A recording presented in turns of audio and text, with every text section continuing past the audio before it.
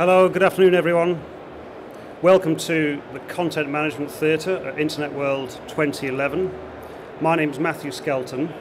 I work for Priocept, and today I'll be sharing with you our experience of building a scalable content platform for TUI travel. We've got some Twitter hashtags set up there. If you want to join in the conversation online, we'll show those again at the end of the presentation. You'll be glad to know that there are less than 10 slides here in this presentation. Nothing too much to take in, all nice and short. So we'll talk about TUI Travel, who they are, what they do, the situation back in 2008 when TUI Travel came to Priocept with a business problem. What was that business problem? We'll look at the solution that we proposed, how we then went and designed and built that system, what makes the technologies that were involved so great, and then one slide for the techies who are here. Everyone else can fall asleep for this one slide, which is how do we make it scalable? And then finally, the question that you probably want to answer today, which is how would I get value from a content platform? Why would I want one? Why would I build one? So at Priocept, we build systems that underpin online business. We've got some very demanding clients, as you can see in the list. I'm not going to say anything more. Please come and see us at stand 6036, which is just through there in the content management area. TUI Travel, the world's leading leisure travel company, operating in 180 countries, 30 million customers worldwide. They're the only travel company on the FTSE 100 index on the London Stock Exchange. And their revenues last year, some 13 billion. So obviously quite large. Brands that some of you may recognize, some you may not. So Thompson, Late Room's first choice. On the continent we've got Mamara, Arca, Hotelopia, and so on and so on. 200 different brands and websites across the whole TUI group. They own hotels, resorts, aircraft. In fact, they own more aircraft than EasyJet. It's a big operation. So the situation back in 2008 was, following a period of expansion and acquisitions, TUI had more than 200 customer-facing websites, selling holidays, selling flights, and so on. Particularly in the travel sector, but obviously in other industry sectors too, they need content. They need high-quality content. In the travel sector, there's some specialist suppliers. For example, Lonely Planet actually makes more money from selling digital content than selling the paper guidebooks that you're probably familiar with.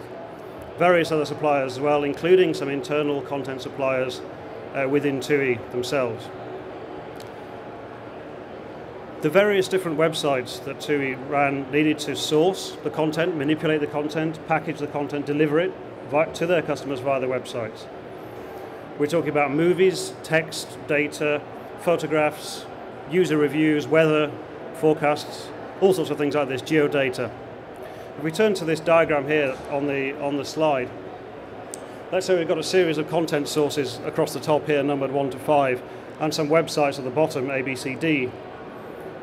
Let's say content source 1 supplies high-quality photographs of destinations or resorts. Websites A and B both would like a picture of that destination. They're both selling holidays to that destination.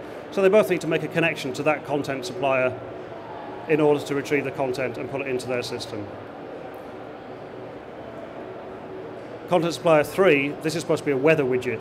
Content supplier 3 provides weather data. Websites A, C, and D all want weather data. They all have to connect into this provider. So you can see here we've got a mass of connections between the websites, which need to display the content, and the content suppliers at the top who need to provide that content. It gets very, very complicated, and we're talking about 200 websites, not just 4 websites here. So you can see the situation is very, very complex. So that, in a nutshell, is the business problem. Huge amount of complexity, cost, and effort in building, integrating, sourcing, and operating these sort of interconnection of systems. And at the same time, the perhaps the same photograph or the same video or the same piece of weather forecast would have been bought by multiple websites. So that there's obviously a cost inefficiency there as well. So a whole proliferation of lots of activity, not very efficient. We're reinventing the wheel each time we add a new website or content source. So TUI were keen to be able to have a solution which would allow them to negotiate group content deals. So deals with these content providers that would be valid across the whole TUI group. That enables also them to, so reducing cost there. They would also be able to reduce their time to market for new websites or new parts of websites if they wanted to add a new user review section or a new photo gallery section, a system which would allow them to do that too. So working with the e-commerce team within TUI Travel, Priocept proposed a solution that looked something like this. A hub of content, a services-based hub of content, high performance and scalable. We're talking about 200 websites. That's what we need to think about to support. It was key that we integrated it with their corporate master data. We're talking, we'll see a little bit later about the actual figures, but we're talking about hundreds of thousands of hotels and destinations. This is core business data for TUI. We need to integrate it with that. It's not enough for us simply to search for a given image. It must be an image of a particular place or hotel. Various other technical things like caching, statistics, and so on. We need to be able to control access to who has this content.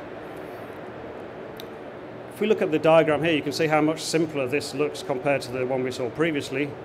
Content sources at the top, but the complexity has been vastly reduced because these websites now just have a single connection into the content platform here at the middle. That's all they care about, the content platform. They don't even almost know about these content sources at the top. So we add a single website, we add one connection. We don't have to add multiple connections to all the content sources. And it's almost like the images here at the top, I put them in sepia, they're no longer the definitive source of information, if you like. That's now content platform in the center. You can think of this system a little bit like a digital concierge at a hotel, given that it's a travel company we're talking about. You go to the hotel desk in any language which you speak, you expect to receive a response. You ask them, what's the weather going to be like tomorrow in Madrid, or what is there to do here in Barcelona? It's going to give you the information that you want. How do we go about building the system? What became very clear to us very quickly is that the solution was not an off-the-shelf solution. We're not talking about a web content management system here. That might be suitable if we're talking about a single website, or perhaps a small set of websites which could be delivered from the same WCM solution. That's not the case. We're talking about very disparate sites in separate geographical locations all the way around the world, which the common thread between these sites is sharing the content. It's not about running on the same infrastructure. Digital asset management, there's an element of that, but there's so much more that we would need to build around a DAM system that, again, an off-the-shelf DAM wouldn't have been appropriate. Perhaps part of an e-commerce system, product information management, again, doesn't really fit very well. There are some elements which could be shared, but not very many. The technology which stood out as being most appropriate was Java Content Repository.